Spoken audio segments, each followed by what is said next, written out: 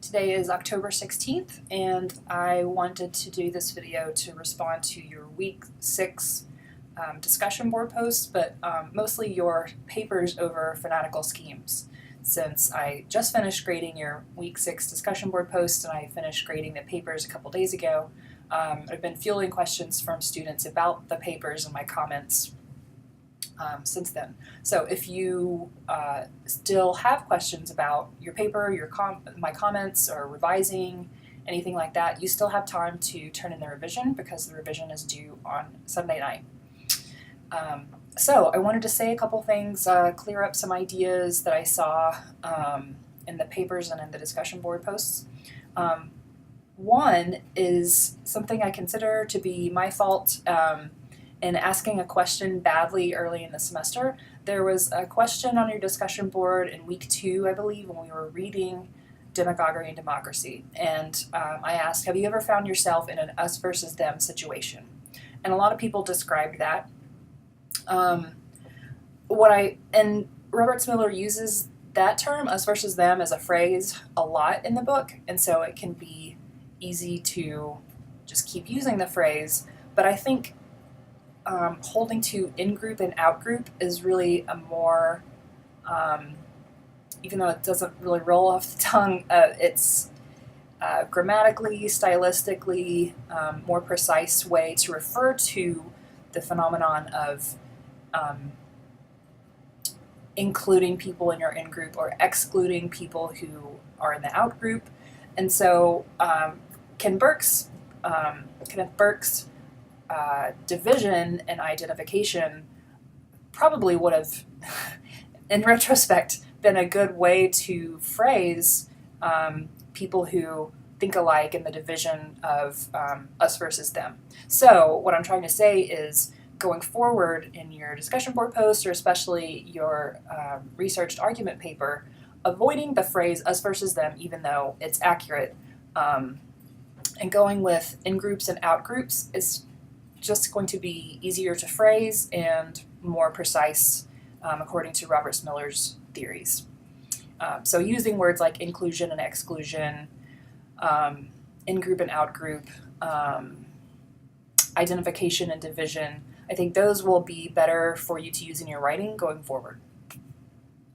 I also don't know, maybe in a couple of discussion board posts in the last few weeks, have I seen someone talk about what the tragedy of consensus was. In my view, I think there are lots of ways of looking at it, but I referred a lot of people, and after reading the papers, I think this is still important to note, to a part of her conclusion in Fanatical Schemes, when Robert Miller talks about the failure of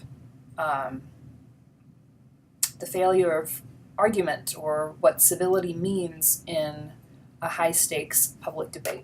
So this is on page 231 in Fanatical Schemes, and this you'll probably see correspondences between the situation as she describes it and many rhetorical situations today. So on 231, she says, the problem, she's talking about the problem of public discourse and when people disagree. The problem is that conventional notions of civility, which is, remaining civil to your conversation partners, the conventional notions of civility, which tend to emphasize whether the audience is offended, inevitably put an impossible burden on dissenters, people who dissent with the main group. While calls for social change might themselves call for more or less violence, they always necessarily involve criticism, and no one likes to be criticized.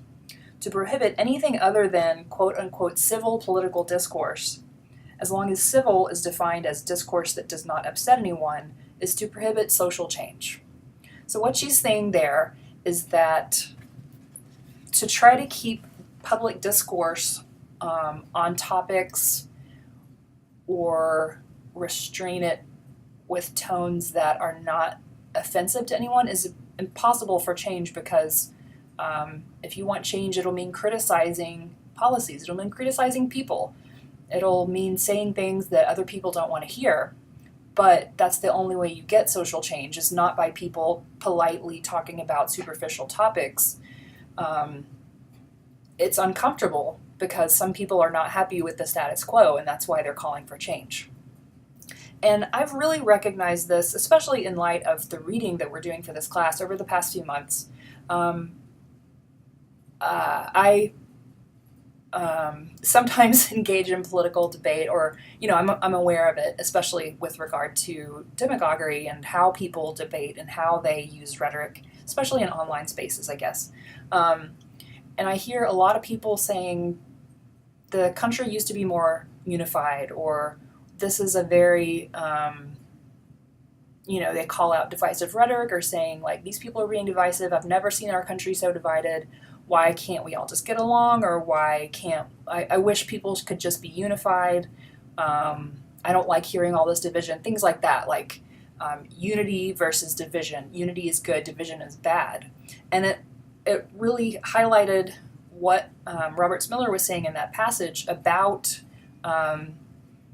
the slavery debate, in which the pro-slavery rhetors went on about how it was disgraceful and their feelings were hurt and they were incredibly offended that the abolitionists would imply that they're bad people because they have slaves, and that wasn't the way to treat your fellow Americans. And so they just shouldn't talk about it. They didn't care to be criticized, and so we shouldn't debate it in Congress. Abolitionists shouldn't make their ideas known with people in the South. So the correspondence with today has stood out to me, because people are saying, my feelings are hurt, this is uncomfortable for me. I was comfortable with the status quo. I didn't see any problem with the way things were before X happened or before X spoke. So I think people who are calling for change should be quiet and stop talking. That's what I see going on. And it's probably been part of public discourse for a long time, but we tend to prioritize or be biased towards things that are happening right now.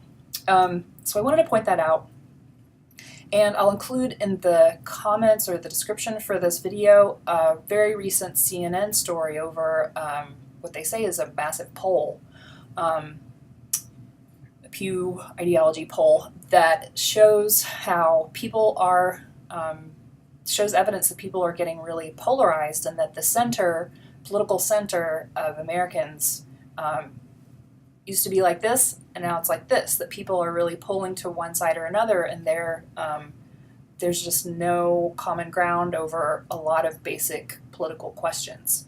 And of course, that's what Robert Miller says this is the opportunity for demagogues to gain a foothold, and for people to stop remembering or stop believing that people who disagree with them can still be reasonable people, can be trustworthy people, can be good people.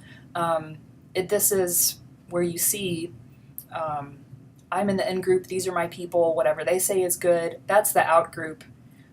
I've already decided they're bad people, so I don't need to listen to anything they say, and they're definitely not going to say anything that's right. So it's just a hard line that I know what I know, and those people are bad. So I think a lot of us have a sense that that's been accelerating or been heightened lately, and that poll just basically shows evidence for it. So I wanted to talk about those things, and I have more I want to say about upcoming assignments and work for this class. So I will end this video and start the next one.